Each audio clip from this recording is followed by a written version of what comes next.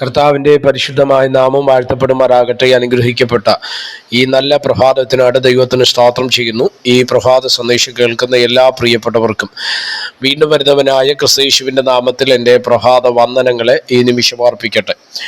യിരെമ്യാ പ്രവാചകന്റെ പുസ്തകം 7-ാം അധ്യായം അതിൻ്റെ 23-ാമത് വാക്യം. എൻ്റെ വാക്ക് കേട്ടനുസരിക്കുവിൻ, എന്നാൽ ഞാൻ നിങ്ങൾക്ക് ദൈവമായും നിങ്ങൾ എനിക്ക് ജനമായും ഇരിക്കും.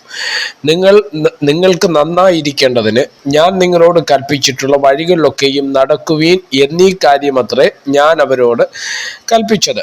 ഈ വാക്യങ്ങൾക്കാണ് ദൈവത്തിന് സ്തോത്രം ചെയ്യുന്നു. ഇസ്രായേൽ ജനവും ദൈവവുമായിട്ടുള്ള ഒരു കണക്ഷനെ വ്യക്തമാക്കുന്ന അനുഗ്രഹീതമായൊരു ചിന്തയാണ് നമ്മൾ ഇന്ന് പ്രഭാതത്തിൽ വായിപ്പാൻ തക്കവണ്ണം ഇടവന്നത്. സ്തോത്രം. ദൈവവുമായിട്ട് മനുഷ്യനെ ബന്ധപ്പെടുവാൻ വേണ്ടി ദൈവം വെച്ച ഏറ്റവും നല്ല ഉപാധിയാണ് കർത്താവ് നൽകിയ ന്യായപ്രമാണം, അല്ലേ?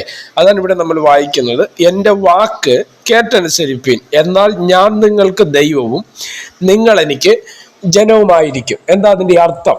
അപ്പൊ എൻ്റെ വാക്ക് കേട്ടനുസരിപ്പിൻ. അപ്പൊ ദൈവത്തിൻ്റെ സ്വന്തം ജനം, ഇല്ലെങ്കിൽ പീപ്പിൾ ഓഫ് ഗോഡ്, ഇല്ലെങ്കിൽ ദൈവജനം, ദൈവമക്കൾ എന്നുള്ള ചിന്ത നമുക്ക് എങ്ങനെയാണ് ലഭ്യമാകുന്നത് എന്ന് ചോദിച്ചാൽ അതിനുള്ള മറുപടിയാണ് ഈ വാക്യത്തിനകത്ത് നമുക്ക് മനസ്സിലാക്കാൻ കഴിയുന്നത്. കർത്താവ് പറയുന്നു, എൻ്റെ വാക്ക് നിങ്ങൾ എന്ത് ചെയ്യണം? കേട്ട് അനുസരിക്കും. നമുക്കറിയാം, അബ്രഹാം എന്ന ദൈവ മനുഷ്യനാണ്. ദൈവം ആദ്യത്തെ സ്തോത്രം ദൈവവുമായിട്ട് കണക്ട് ചെയ്യുന്ന ആദ്യത്തെ ഒരു മനുഷ്യൻ നമുക്ക് വിശകലനം ചെയ്ത അല്ലെങ്കിൽ വിശദീകരിച്ച് പറയാൻ നിന്നെങ്കിൽ അബ്രഹാമാണ്. അതിന് മുമ്പ് ആൾക്കാരുണ്ട്. ഇപ്പം നോഹയും അതുപോലെ സ്തോത്ര ഹാനോക്ക്, ആദാമിൻ്റെ കാലഘട്ടം മുതൽ ഇങ്ങോട്ടൊക്കെ നമുക്ക് വ്യക്തികൾ മനസ്സിലാക്കാൻ കഴിയുന്നുണ്ട്. പക്ഷേ കുറച്ചുകൂടെ ആഴമായ രീതിയിൽ ഒന്നുകൂടെ ഇറങ്ങി പറഞ്ഞാൽ ഇസ്രായേൽ എന്ന ദൈവജനത്തിൻ്റെ വിശാലത, അതിൻ്റെ ഒരു തലം, ഇതൊക്കെ പരിശോധിക്കുമ്പോൾ അബ്രഹാമിനെയാണ് നമുക്ക് മനസ്സിലാക്കാൻ കഴിയുന്നത്. അബ്രഹാം എന്ന് പറയുന്നത് ദൈവത്തിൻ്റെ ഒരു സ്നേഹിതനായിരുന്നു. അപ്പോൾ തന്നെ ദൈവത്തിൻ്റെ എല്ലാ വാക്കുകളും അനുസരിച്ച അനുഗ്രഹീതനായ ഒരു ദൈവ മനുഷ്യനായിരുന്നു അബ്രഹാം. അതുകൊണ്ട് തന്നെയാണ് ദൈവത്തിൻ്റെ വാക്ക് അബ്രഹാം കേട്ടനുസരിച്ചത് കൊണ്ടാണ് അബ്രഹാമിനെ ദൈവം അനുഗ്രഹിപ്പാൻ ഇടവന്നതും അബ്രഹാമിനെ ദൈവത്തിൻ്റെ സന്തതിയായി കണ്ടതും അബ്രഹാമിൻ്റെ തലമുറകളെ ദൈവത്തിൻ്റെ ജനമായി കണ്ടതിൻ്റെ കാര്യം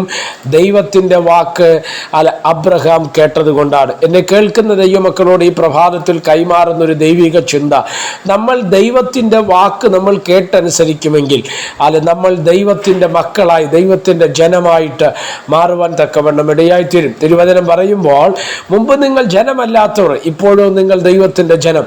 മുമ്പ് നിങ്ങൾ കരുണ ലഭിക്കാത്തവർ, ഇപ്പോഴും നിങ്ങൾ ദൈവത്തിൻ്റെ കരുണ ലഭിച്ചവർ. എന്താ അതിൻ്റെ അർത്ഥം? ദൈവത്തിൻ്റെ കരുണയ്ക്കായിട്ട് ഏൽപ്പിക്കപ്പെടുന്ന ഒരു ദൈവത്തിനെ സംബന്ധിച്ചിടത്തോളം നമുക്ക് കരുണ അർഹിക്കുന്നവരല്ല, കരുണ നിഷേധിക്കപ്പെട്ടവരായിരുന്നു നമ്മെ. ദൈവത്തിൻ്റെ കരുണയ്ക്കകത്ത് കൊണ്ടുവന്നത് ദൈവത്തിൻ്റെ മഹത്വം എന്ന് ചിന്തിക്കുക. ആ തരത്തിൽ സ്തോത്രമല്ലേ ദൈവമക്കളായിരുന്നു കൊണ്ട് ദൈവത്തിൻ്റെ വാക്ക് കേട്ടനുസരിച്ച് ദൈവമക്കളായിരുന്ന് നമുക്ക് ദൈവമായിരുന്ന് ആ ഒരു കണക്ഷനിൽ മുന്നോട്ട് പോകുവാൻ സ്വർഗത്തിലെ ദൈവം നമുക്ക് കൃപ നൽകട്ടെ.